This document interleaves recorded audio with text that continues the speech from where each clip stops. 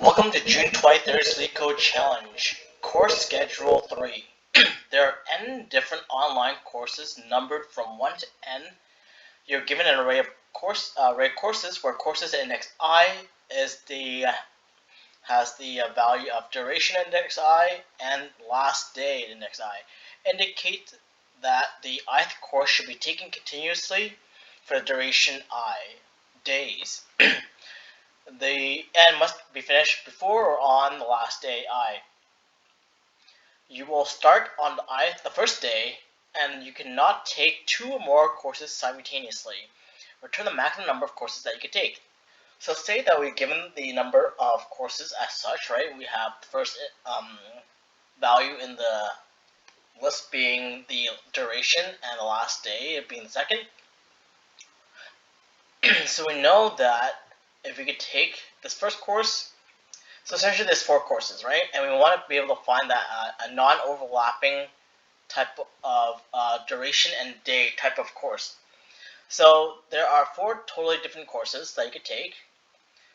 You could take 3 at most, because if you take the first course, it has a duration of 100 days, and the last day ends at 200.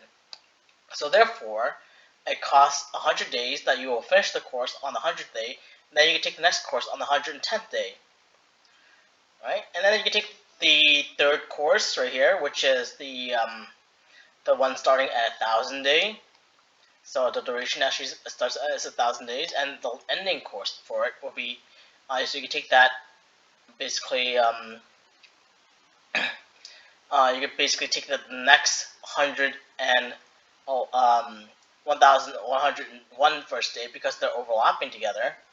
And then obviously you can take the third one being the 200 day the 200 duration course, which is will end on the 100 and the 300th day, right?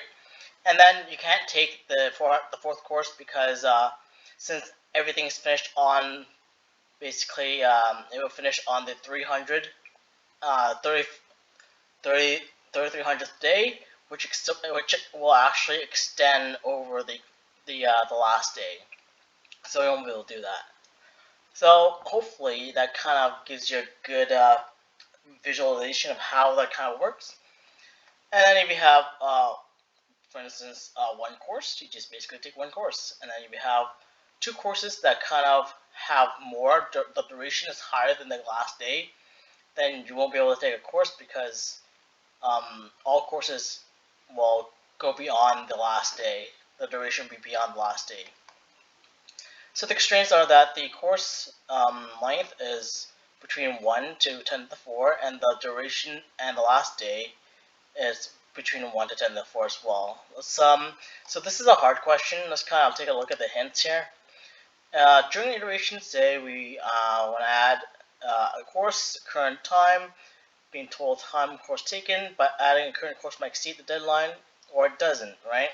So 1, if it doesn't, then add a new course, increment the current total time with the duration of the current course. That's a good idea. So basically iterate through and find whether it will be added or not. 2, if it exceeds the deadline, then we can swap it with the current course, and the current course has the biggest duration.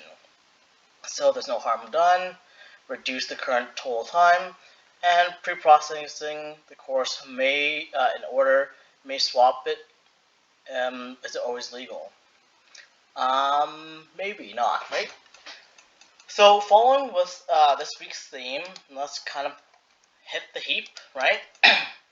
So say we have something such as, say if kind of intuition would be, if we have courses and we try to schedule them together, there is some kind of scheduling algorithm that we kind of must employ. So say that if we use a simple earliest deadline first, then that wouldn't necessarily, it will work a bit, but it will actually mess with this legal process, right? So we want to modify an earliest deadline first modification to that, such that if it is violated, then we just remove the longest duration from the heap. Right, so we're basically using, I'm just gonna write it out, earliest deadline first modified. Modified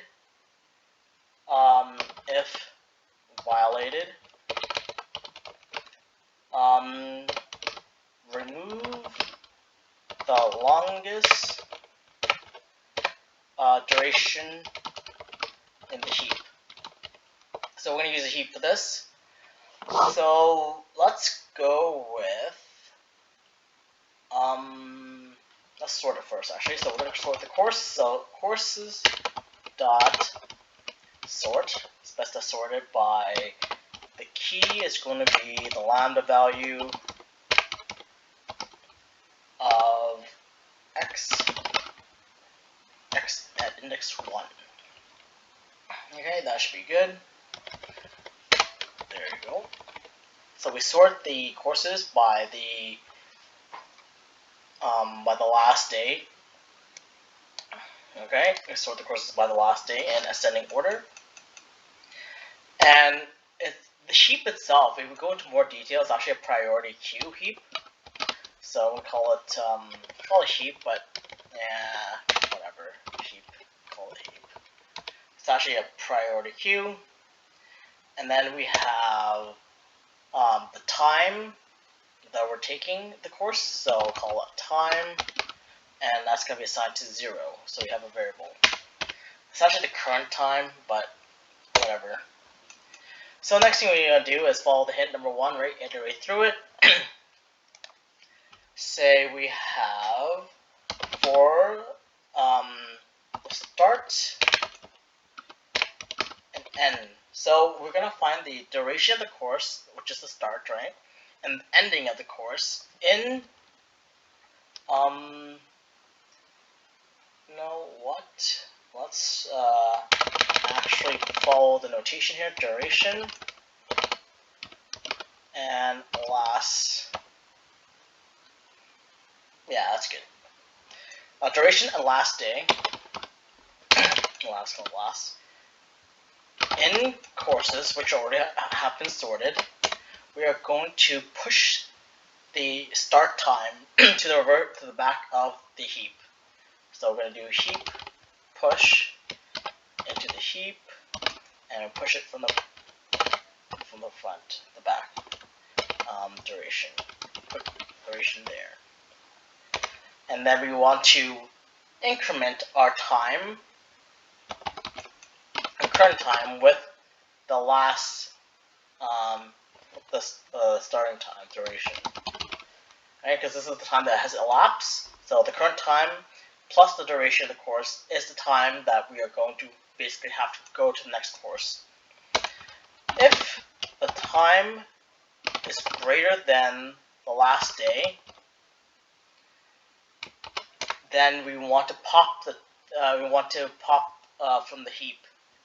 So to pop from the heap, we need to, what we're popping is actually the current time.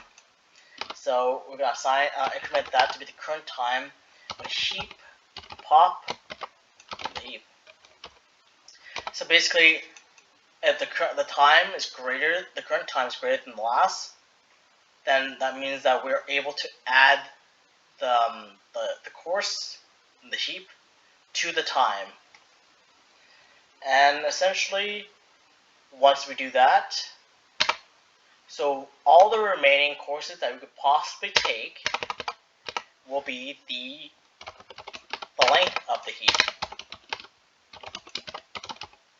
That means that all the courses that we could possibly take will be the size of the heap, because that is basically we're adding all the courses in, and then if it doesn't fit the criteria of the last day, then we just pop it out.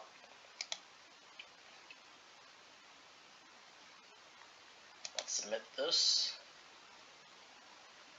So it's using an earliest first deadline modified to remove the longest duration from the heap, basically. That's the approach and the kind of the